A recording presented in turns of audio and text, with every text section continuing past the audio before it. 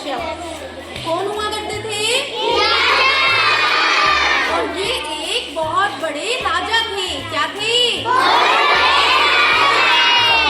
लेकिन ये अच्छे राजा नहीं थे, ये थे बहुत गंदे राजा।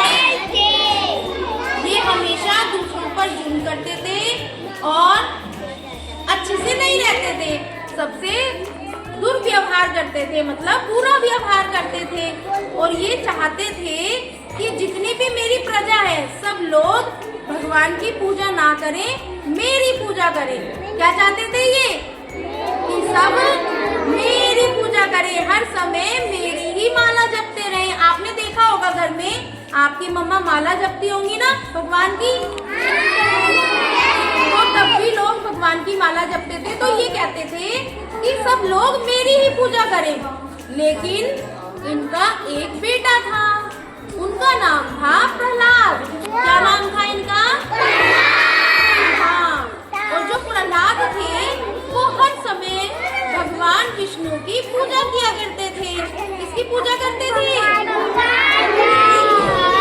हाँ, प्रहलाद जो थे वो भगवान विष्णु की पूजा किया करते थे। हर समय भगवान विष्णु का जाप करते थे। ओम नमो भगवते वासुदेवाय नमः, ओम नमो भगवते वासुदेवाय नमः। बस हर समय यही कहते रहते थे। न पढ़ने की चिंता थी, न जीने की फिक्र थी, न मरने की फिक्र थी। और जो हिरण्यकश्यप थे, इन्होंने बोला प्रहलाद को, तुम हर समय भगवान विष्णु का जाप करते रहते हो, मैं तो तुम्हारा पिता हूँ, तुम्हें तो वैसे भी मेरी पूजा करनी चाहिए, तुम फिर भी हर समय भगवान विष्णु की पूजा करते हो, पूरा गांव मेरी पूजा करता है, तुम मेरी पूजा क्यों नहीं करते? तो प्रहलाद ने बोला कि मेरे लिए तो मेरे हरि ही मेरे भगवान है, मेरे विष्णु ही मेरे भगवान है, तो मैं तो उन्हीं की पूजा करूंगा। इन्होंने इनकी बात नहीं मानी। क्यों? क्योंकि हिरण्यकश्यप तो गलत थे ना, हम कोई भगवान थोड़े ना है, भगवान तो भगवान ही होते हैं।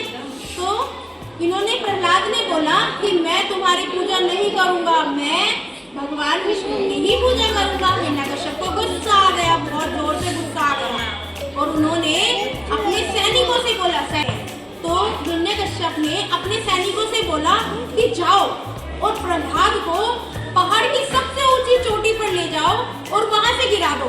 जब ये मेरी बात नहीं मानता, जब ये मुझे मेरी पूजा नहीं करता, तो इसको गिरा दो और ऐसे गिरा दो, इतनी ऊंचाई से गिराओ कि इसका एक भी अंग ना बचे, एक भी अंग इसका सही ना बचे।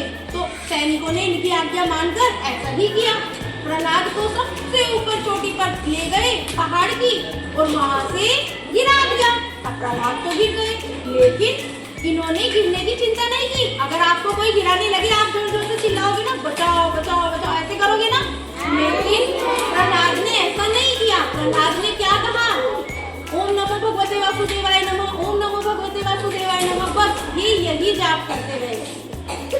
और फिर क्या हुआ? जब हम किसी भी ईश्वर को मानते हैं, उनको किसी भी रूप में मानते हैं, भगवान के रूप में मानते हैं, अल्लाह के रूप में मानते हैं, ईसा मसीह के रूप में मानते हैं, तो वो जब हम परेशानी में होते हैं तो वो हमारी मदद करने जरूर आते हैं। तो ऐसा ही हुआ, जब प्रहलाद ने भगवान विष्णु का जाप किया, उन्हीं का नाम लेते रहे, तो भगवान विष्णु को भी ऊपर दया आ गई और उनको बचाने के लिए आ गए और उनको अपने हाथों में लेकर ऐसे उस ऊंचाई से नीचे उतार लिया और प्रहलाद फिर से बच गए।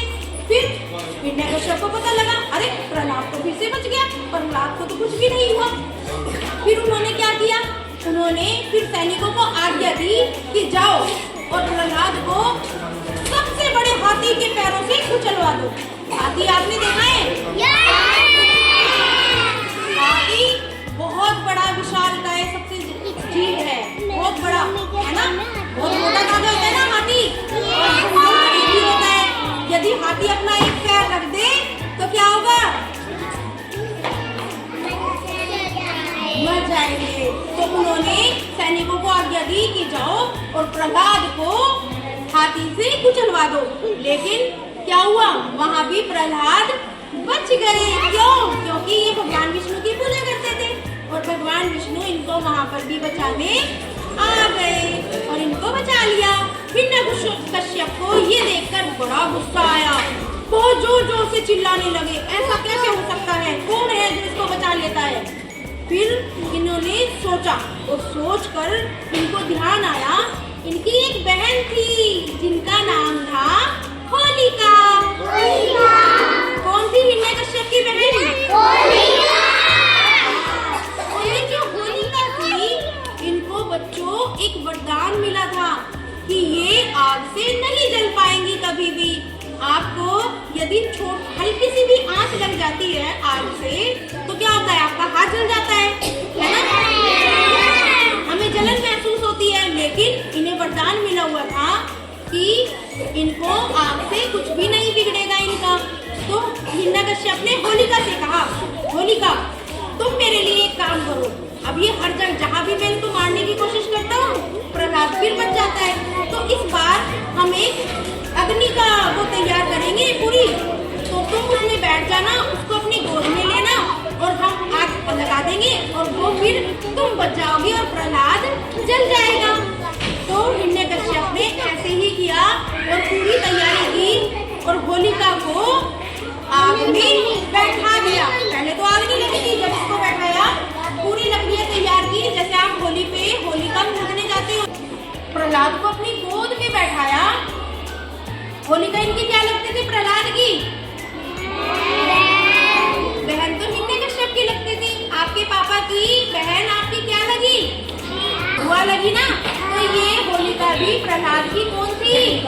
हाँ, और बुआ ने अपने बेटे को गोद में लेकर अग्नि पे बैठ गई और सब लोगों ने अग्नि लगा दी, आग जला दी। लेकिन क्या हुआ? क्यों? क्योंकि होलिका जल गई। क्यों जल गई होलिका? क्योंकि बुराई का हमेशा अंत होता है। इन्होंने इनकी जो इच्छा थी वो बहुत बुरी थी। ये चाहती थी कि प्रहलाद मर जाए, लेकिन भगवान तो हमेशा अच्छों का साथ देते हैं, गंदों का साथ नहीं देते। जो गंदे लोग होते हैं उनका भगवान कभी भी साथ नहीं देते हैं ना। जो बुरी काम करते हैं, अच्छे काम नहीं करते, उनको भगवान कभी भी प्यार नहीं करते और ना ही उनका कभी साथ देते हैं। तो उन्होंने ऐसा ही किया। होलिका जब अग्नि में बैठी तो होलिका तो जल गई, भले ही से वरदान मिला हुआ था, लेकिन इसने बुरी नियत से ही किया था ना, तो ये जल गई और प्रहलाद जल गया। तो हिरण्यकश्यप को फिर समझ आ गया कि भगवान की भी पूजा हो सकती है, भगवान तो भगवान ही होते हैं। तो क्लैपिंग करें। तभी से हम सब लोग मिलकर होली से एक दिन पहले, फाग से एक दिन पहले होलिका दहन करते हैं और होली पूजने जाते हैं ना आप लोग मम्मी के साथ अपनी। तो उसी दिन फिर शाम में क्या होता है? होलिका दहन होता है। चलिए कि होलिका दहन कैसे होता है देखेंगे ना सब? जाएगी।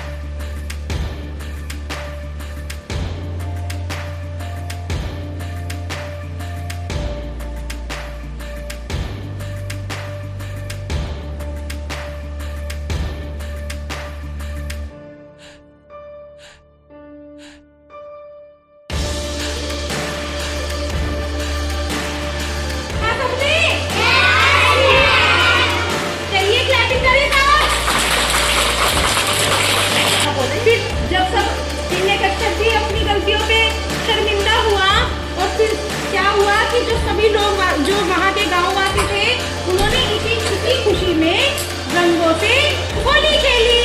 तभी से रंगों से ही होली क्यों खेली? क्योंकि रंग जो होते हैं ना, अलग अलग जो रंग होते हैं वो खुशियों के प्रतीक होते हैं, उससे हमारे जीवन में रंग भरते हैं। तो इसीलिए होली का त्योहार रंगों से मनाया जाता है। लेकिन आजकल आप लोग बहुत शरारतें करते हो और रंगों को उल्टे सीधे रंग लेके आते हो और एक दूसरे के चेहरे पे लगाते हो। लेकिन होली का जो त्योहार है वो गुलाल से ही खेला जाता है, ठीक है? बहुत बहुत शुभकामनाएं।